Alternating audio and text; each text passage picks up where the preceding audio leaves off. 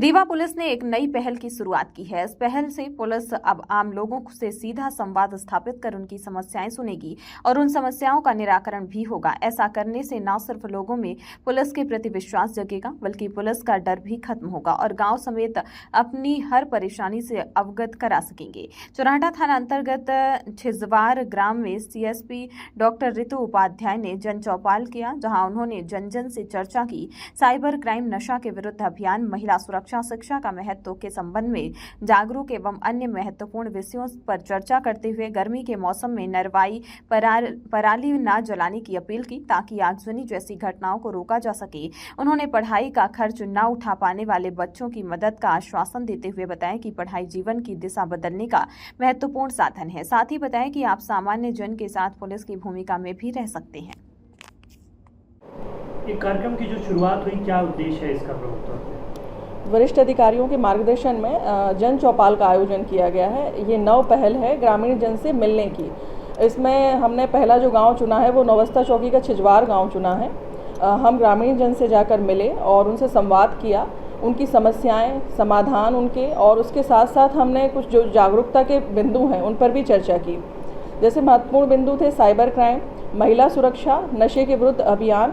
साथ ही हमने उन्हें ये भी बताया कि शिक्षा कितनी ज़्यादा महत्वपूर्ण है और बच्चों को शिक्षा की तरफ बढ़ाएं। जब बच्चे शिक्षा की तरफ रहेंगे, खेलकूद में रहेंगे, तो नशे से दूर रहेंगे। तो शिक्षा के लिए भी हमने ये बताया उन्हें कि ग्रामीण जनों में कई बार प्रॉब्लम हो जाती है, बच्चे पैसों की कमी की वजह से पढ़ाई छोड़ देते हैं। तो हमारी ये पहल भी है इसके साथ साथ कि यदि कोई बच्चा ऐसा है जो पढ़ाई छोड़ रहा है तो हम सब उसकी मदद के लिए तैयार हैं। हमारे पास आकर वो संपर्क कर सकते हैं। मैंने अपना नंबर भी उन्हें दिया है कि आप व्हाट्सएप पे मुझे जानकारी भेज सकते हैं। साथ ही ये बताया कि आपराधिक तत्व जो होते हैं ग्रामीण स्तर पर काफ़ी जानकारी होती है उनकी, पर वो हम तक नहीं पहुंच पाती है।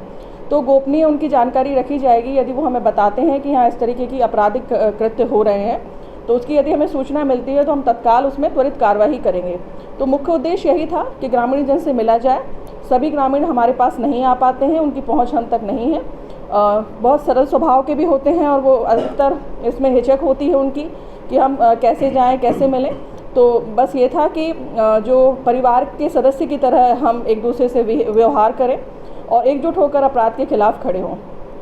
ये कि जो संवाद है पुलिस और जनता के बीच, संवाद धीरे धीरे कम हुआ, क्या इसको स्थापित करना भी एक बड़ा उद्देश्य होगा? बिल्कुल, ये बताना भी ज़रूरी है कि एज अ पुलिस ऑफिसर मैं भी किसी के घर की बच्ची हूँ और हम कई बार ये होता है कि पुलिस के विरुद्ध हो जाते हैं हम सिविलियंस। कई बार आपने देखा है कुछ घटनाएं ऐसी हुई हैं कि उन्हें लगता है पुलिस हमारी दुश्मन है, पर ऐसा नहीं है। हम आपके साथ के हैं, हम आपके घर के सदस्य जैसे हैं। तो हम पुलिस ऑफिसर होने के साथ साथ सिविलियन हैं और मैंने उन्हें ये बताया कि आप सिविलियन होने के साथ साथ पुलिस ऑफिसर भी हैं। आपकी भूमिका भी उतनी ही महत्वपूर्ण है वहाँ। यदि आप हमें जानकारी देंगे तो आप पुलिस ऑफिसर की भूमिका में ही हैं।